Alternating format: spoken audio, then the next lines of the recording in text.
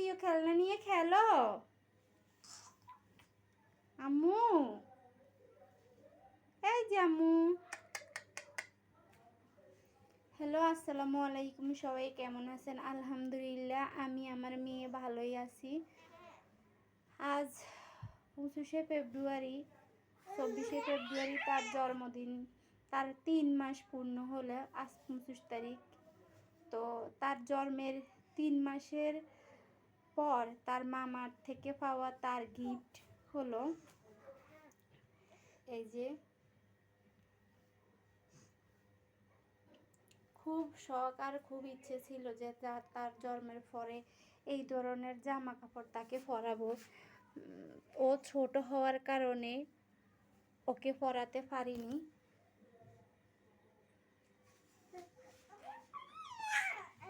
সেজন্যে পরে ওর জন্য নিয়ে আসলো, কারণ ওর ওয়েট অনেক কম ছিল। ওর ওয়েট ছিল 2 কেজি 24 গ্রাম।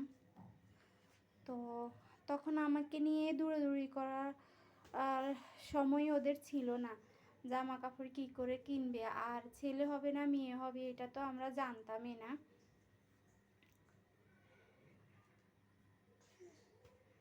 সেজন্যে তাকে আর দেওয়া হয়নি, কিনা হয়নি। তার জন্য একটা বডি ওয়াশ নিয়ে আসলো তার মামা। ঠিক তার 3 মাস পরে, 3 মাস পর্যন্ত আমি তাকে একটু সাবান তেল কিছুই ইউজ করাই নাই, শুধু গোসলের টাইমে অলিভ অয়েল দিয়ে মাসাজ করে দিতাম।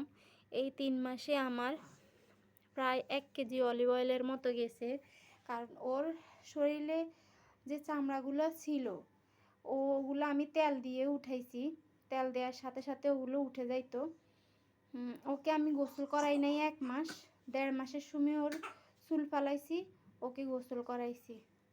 এই যে যখন আনা হয়েছে তখন এই টি শার্টগুলো ওর গায়ে আর লাগে না। টি শার্টগুলো ওর গায়ে আর লাগে না। অনেক শখ করে এই জামাগুলো আনিয়েছি। আমি আনাই নাই, ওর মামার থেকে ও পাইছে। খুব সুন্দর সুন্দর টি শার্ট আর বেবি জামা। এই বেবি জামাগুলো গায়ে দেওয়ার আমার খুব ইচ্ছে ছিল। এখন ওর গায়ে লাগে না, এখন ও বড় হয়ে গেছে, জামা ছোট হয়ে গেছে, সেজন্য ওর গায়ে এখন আর লাগে না। তার মামার থেকে পাওয়া তার সেরা উপহার। তার মামা তাকে অনেক কিছু দিয়েছে, অনেক কিছু করেছে। সে পাশে না থাকলে হয়তো আল্লাহর হুকুম, আর সেই পাশে না থাকলে হয়তো আমি এত সুন্দর একটা জীবন্ত পুতুল আল্লাহ আমাকে দিত না। তার বাবা তো ছিলই, তার বাবার কথা আর নাই বললাম। সে যতটুকু করেছে, যা করেছে, আর একটু যদি খেয়াল করতো তাহলে হয়তো আমাকে সিজারে যেতে হতো না।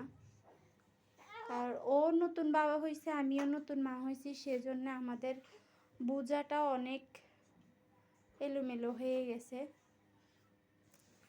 তা আমার মেয়ের জামাগুলো কেমন হয়েছে বা কী হয়েছে, এগুলো আমার ভাইয়ের হাতে বানানো, কারণ ও এগুলো অর্ডার দিয়ে বানাইছে ওর নিজস্ব গার্মেন্টস থেকে। কেমন হয়েছে সবাই কমেন্টস করে জানাবেন। সবাই ভালো থাকবেন, সুস্থ থাকবেন। আর ওর অবস্থা দেখেন, ওকে শোয়াইছি কোথায়, ও চলে আসছে কোথায়। কোথায় আসছো আম্মু? কোথায় আসছে তুমি? কোথায় চলে আইছ? কোলে উঠবা? কোলে উঠবা? আমার কোলে উঠতে মন চায়, বেশি কোলে উঠতে মন চায়। আম্মু, আম্মু গো, আম্মু বুতু পাখি কে? এখন তোর বুতু পাখি নাই, এখন দুষ্টু পাখি। দেখেন ওর রাগ উঠতেছে, ওর রাগ উঠার আগে দিয়ে ও এভাবে চিৎকার করে। আমি আগে বুঝতাম না, এখন ওর সব কিছু আমি বুঝতে পারি। ওকে শোয়াইছি এইখানে, মাথা রাখছি খাতার উপরে, ও চলে আসছে এইখানে। ও এখন আর বুতু মেয়ে নাই, এখন দুষ্টু মেয়ে হয়ে গেছে, দুষ্টু মেয়ে। হ্যাঁ, দুষ্টু মেয়ে হয়ে গেছে, রাগে চুলগুলো খাড়া খাড়া হয়ে গেছে। ভালো থাকবেন, সুস্থ থাকবেন, আমাদের জন্য দোয়া করবেন। আমরা আপনাদের জন্য দোয়া করি। আল্লাহ হাফেজ।